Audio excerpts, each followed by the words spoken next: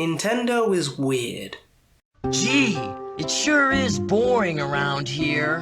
My boy, this peace is what all true warriors strive for. I just wonder what Ganon's up to.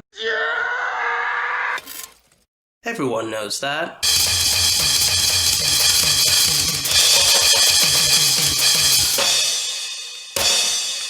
The mascot is an Italian-American plumber from New York who fight turtles and walking mushrooms to save a princess who's named after a fruit. But one day in 1995, Super Mario would take a break from his regular curb stomping and betrayals to star in his first ever role-playing game.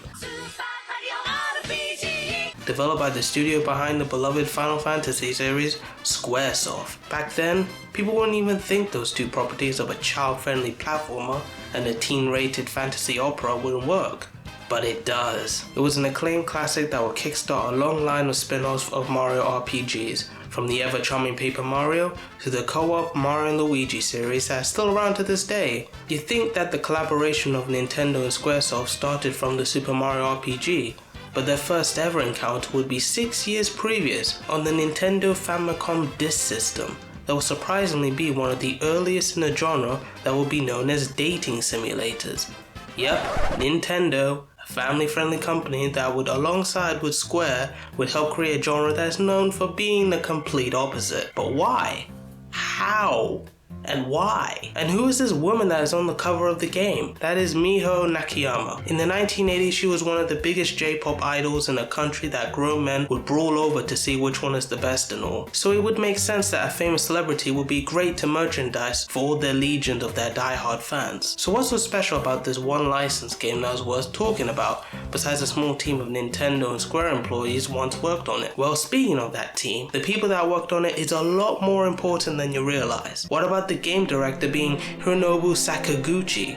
Yep, the creator of Final Fantasy himself worked on this game. And that's not all. Yoshio Sakamoto was also involved as designer too. He was responsible for an obscure little Nintendo series most of you won't know, Metroid. The composer of the game is the one and only Nobuo Uematsu, the composer of all 10 Final Fantasy games and more that has such amazing music, you think the guy has sold his soul to the devil and cheated his way out of it. It's absolutely insane to think that all these creators have literally changed the gaming industry forever, and somehow long before all of them became the biggest names around. Now after that, you desperately want to know what this game is all about after hearing it, right? Well, Miho Nakayama's Heartbeat High School, yes that's the name, is a visual novel about you, a new student to the Tokimeki High School, where you meet a young student who obviously looked like the idol herself, and your aim to get her to fall for you just like any other dating simulator you are familiar with nowadays. The game mechanics focus on using expressions, that is your options, to respond to every dialogue given to you, which adds to the realism of the conversation. At least what the NES game can achieve at a time. It's very impressive for a game that happened to be developed over 2 weeks according to some sources. But there's a lot more towards Heartbeat High School than just a dating sim. While the reason for including Miho Nakayama is the branding of the game that, according to Yoshi Sakamoto, was to make a game an event, but why just stop there? Why not add more to the marketing by making a real competition for your players to win prizes? Now that's what happened at the release of the game. All you had to do is complete the game with the best ending and show it to Nintendo to win prizes, such as an autographed phone card from Miho herself, a special VHS tape as well. But how does Nintendo know who won the game legitimately in a pre-internet era? Well, remember when I told you that the game was released on the Famicom Disk System? It was a Japanese exclusive add-on from the Famicom that added new features to improve the gaming experience. The obvious being that floppy disk at the time contained much more storage than cartridge for better graphics, music and levels in games. But there's a much more interesting feature that was used heavily on the disk system. Just like SD cards, USBs and CD-ROMs before it, floppy disk was the primary use to rewrite data onto it and transfer from one computer to another. And that's possible to do on the disk system itself.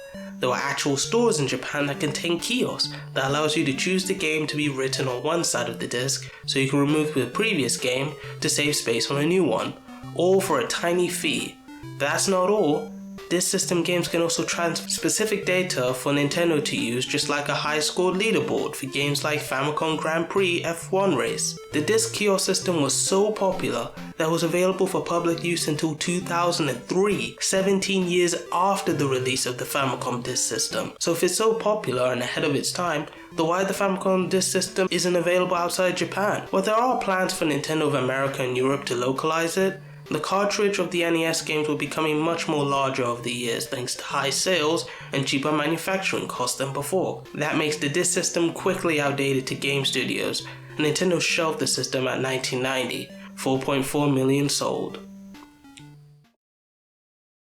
Well, that's it for the story of the oddest team up in gaming history that ended up creating a huge ripple that is known as the dating simulator genre that we're all familiar with today.